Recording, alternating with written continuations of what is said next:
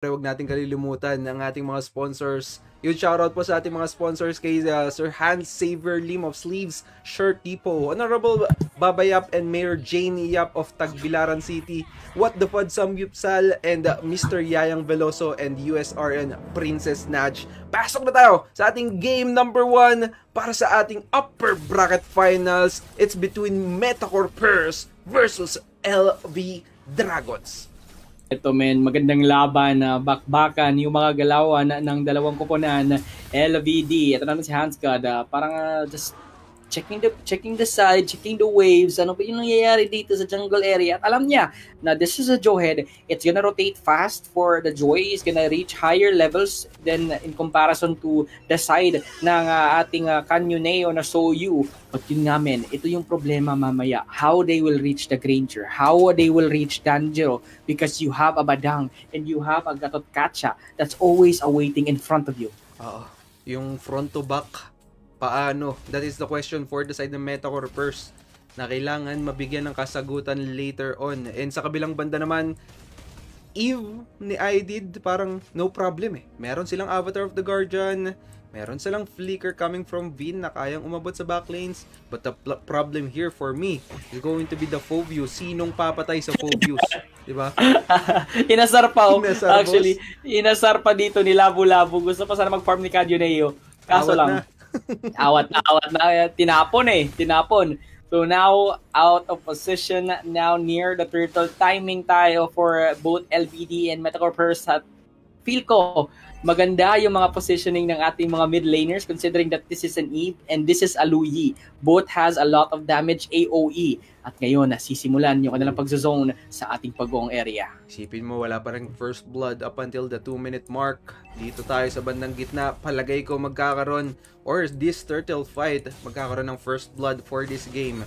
Labanan na pagdating sa purple para kay Canyoneo. Kailangan niya muna makuha yan, pero nirarush yung pagkuha ng pag-home steward na makakasecure ng ating first turtle. Meanwhile, Hansgod tinatangke yung tatlong members ng Metacore Purse. Buhay pa nga pa siya, and Hansgod will be taken down. First blood para kay Who Did. Make it a 3-man down. Metacore Purse surprisingly taking down maybe the 4th member for the side ng LV Dragons. Grabe men, parang iniisa-isa lang yung LV Dragons doon na sinimulan kay Hansgod, pasunod kay Danjiro, ay panghuli pala si Danjiro, papunta kay Canyoneo, tas kay Vinwan panghuli si Danjiro. Just puts to show how well they are in having a good decision making during those clashes. Sa kanila pa yung pagong, by the way, 4 kills in 1 turtle. That's gonna be so good for their end, mga kaibigan. Yes, 4 kills plus the turtle, 5 halos yung naging trade inside the 2-minute to 3-minute mark. So masasabi mo ang laki ng gold lead nila on that match up, on that rotation. Meanwhile, rotation here on the top lane, Avatar of the Guardian, Palma is down for the count. May bawi naman dito ang side ng LV Dragons. Labu-Labu, mapipitas pa nga ba? Hindi na, pero sa kabilang banda, si Hansgod naman naging punteriya. Oo, men. Vinwan na target pa. Nalak! Vinwan! Grabe, stands the wall in his face underneath the turret. Danjiro, real world manipulation. Pero makakatakas ba? Mukhang hindi na. As may mga dashes dito from the crystals of this Joy. Pops in the electrifying beats. Pero nandito si Canyoneo. Wala mo na mga dashes to work. So kailangan niya mag-back out. He's gonna be alive though. Pero I did tinipihan ng kaunti. Bahagyang nag-aasar yung ating Metacore Purse 6-2. Pero yung kalamangan dito is that they have killed Palma once, and the goal lead is 2K. But when you look at the Granger, lumamang siya ng kaunti against the Irritel. Grabe yung performance as of this early game ng side ng Metacore Purse. They snowballed inside the 5-minute mark. So now Turtle is up. Hindi pwedeng papayag dito ang side ng LV Dragons, pero nandito yung knock-up ejector will connect. Avatar of the Guardian ko-connect rin sa dalawa. May pagsapak. Wala one-hit combo, ang dami nun. More hit combo yung ginawa dito. Netong si Hansgod and ni Vinwan, pero nako, si Canyoneo is down. Double kill coming from Idid. Stewart will secure that turtle. That's a 2-for-1 exchange. Nandito pa si Danjiro, ang priority ni Idid. Pero tinatamaan siya, harap-harapan ng mga bala. May ejector pa, pang outplay. That's a killing spree coming from Labu-Labu. Grabe yung ginawa dito ng Metacore Purse. Utilizing the ejector, utilizing the Jawhead himself, creating those shots. Alley-oops has been efficient here for them during every clash. Nakukuha talaga nila yung mga gusto nilang kukunin. At kagaya nito, Hansgad, muntikan pang nahanap na nandun yung dalawa. But that was a itsy-bitsy cost of time na hindi niya naabutan. But still, talking back to the game, it's advantages to the early game. Ito yung sinabi natin kanina, that the lineup here for Metacorpers, they are going to snowball, and if ever they snowball, they're gonna snowball hard because they are Metacorpers. But yun nga, LVD, this is the type of team that goes back when it's the mid to late game scenario na. Oo, yung mga comeback, ang natatanging may kaya lang nun LV Dragons. And in fact, nung kanilang unang mga naging laban, LV Dragons versus Ascend, na kaninang nanalo, talagang comeback lang Na-earlyhan na sila, kinambak pa nila. Sobrang hirap nun. Meanwhile, here on the bottom lane, 4-man rotation, maiispatan si Palma. Pero kakayanin nga ba nila i-burst down to? Eto, si Bin1, mukhang mali yung dash niya. AOG, patungo sa mukha niya, wala makakuha. Pero Bin1 is gonna go down for a count underneath the turret. And immobilize dito si Andre. Tatlo yung nakuha ng LVD. Hansgad, mukhang wala nang takas dito. Perd, si Hansgad, I repeat, is going down. Hindi pa pala nakatakas pa. Pero dito si Stuart to finish the deal. Finds the kill. Nag-retry pa. Actually, re-retry kill dito ni Joy. So now, wala si Canyoneo doon. They're gonna lose 4 members again. That's now a 5k gold lead for Metacorpers to pass. Grabe yung ginagawa dito. The confidence na pinapakita dito through the roof. Sobrang taas ng kanilang pinapakitang respeto rin against LV Dragons na hindi hinahayaan na makapag-farm onto their jungler or the jungle side, and even the rotation. Isipin mo kanina yung team fight, LV Dragons yung sumugod, sila yung nagsaing, iba yung kumakain, 4 na miyembro na nila yung naubos pa dun sa naging sitwasyon dun sa bottom lane. That is true. And 13-3, who did at Palma, nasa jungle area na dito sa side ng LV Dragons. At Canyoneo, although in a disadvantage, this guy is still fighting strong, creating some space towards his own, and the lead might be up when you compare Suyu and this Joy. But still, they can still battle for more. Hansgad looking for a taunt. Mahanap dito with an Infernal Pursuit. Mahanapan niya dito si Canyoneo ulit. And yun nga, makukuha yung ating side. Hansgad, AOG, tataman! Mako-control. Damage output nandyan ba? RWM magagamit na. And of course, dalawa yung makukuha because of that real world manipulation kill down. Patungo sa kanila, I did. Gonna be very low HP. And Canyoneo and Andre, Tetsunata na lang. Kaya pa ba? I did. Mukhang tatamaan pa. Andre, backline. Danjiro, mukhang delikado. Nandito yung mga Rockets. Pero nandito si Andre din. Hinahabol ni Canyoneo. Tetsunata matatamaan. Pero tatlo yung nakuha nila. And they're gonna be advantages finally on a clash. Uy, si Palma. Kamuntikan pang abutan etong si Danjiro, pero nakabawi rin kahit papano ang LV Dragons. 3-2 trade on the middle lane on the purple buff ng side ng LV Dragons, but still LV Dragons winning most of the team fight yung mga trades kahit papano lumamang sila na isa. But now 4-man rotation against Palma, meron pang pagtipi, takbuhan na, pulasan na, aabutan ba nila with the sprint men? Nagmamarathon tong si Palma. Palmarathon. Palmarathon muna, sabi niya. Mukhang di ko pa kaya. Labo-labo nakatago lang sa bush. Check bush lang dito, Hansgad. Maka-check bush ba? Mukhang wala. Muna, Canyoneo. Pero nadedetect niya ni Canyoneo kasi pag hit niya, pumunta sa bush. And that's gonna be a sign nandito si Labo-Labo.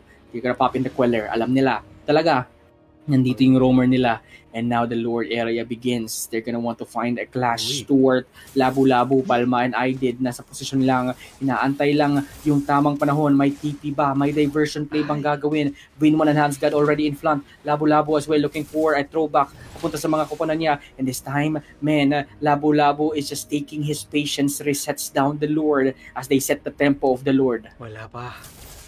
Ambahan lang. Posisyonan lang, vision lang, ano po provide ng magkabilang team, si Labo-Labo. Hahana, pero ID na makakasecure ang ating pag-hongper, or rather, Lord.